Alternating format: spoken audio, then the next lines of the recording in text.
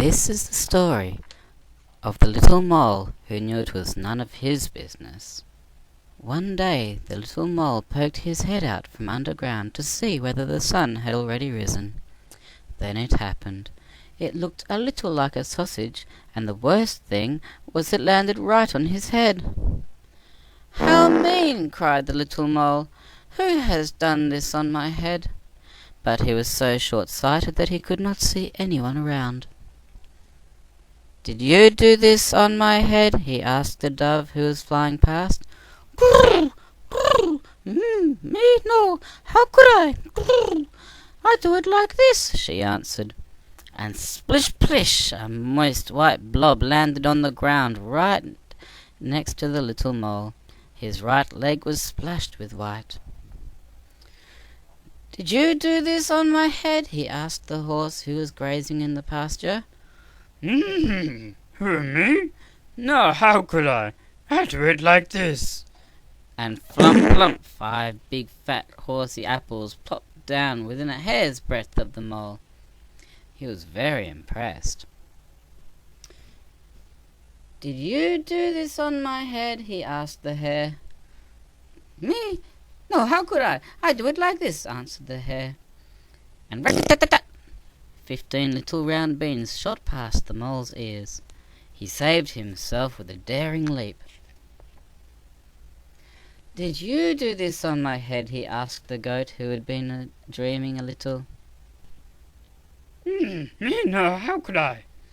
I do it like this," she replied. And plipply-plop, a pile of toffee-coloured little balls tumbled onto the grass. The little mole found them almost appealing. "Did you do this on my head?" he asked the cow who was chewing the cud. Me no, how could I? I do it like this." And kersplosh! A big brownish-green pancake flopped onto the grass just next to the mole. He was very relieved that it hadn't been the cow who had done something on his head. "Did you do this on my head?" he asked the pig.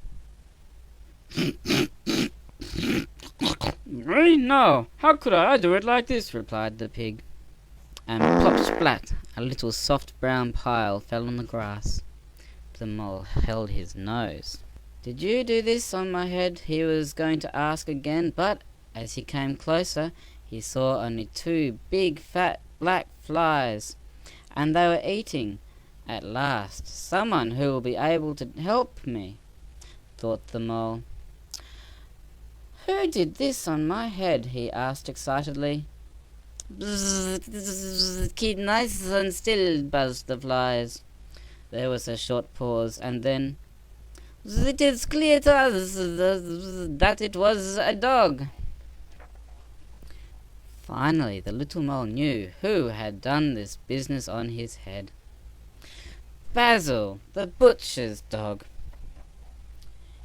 Quick as a flash he climbed onto Basil's kennel, and bling! A tiny black sausage landed right on top of the dog's head. Satisfied at last, the little mole disappeared happily into his hole underground. Choose what video you want to see next and subscribe to the channel to see new and interesting stories and tales.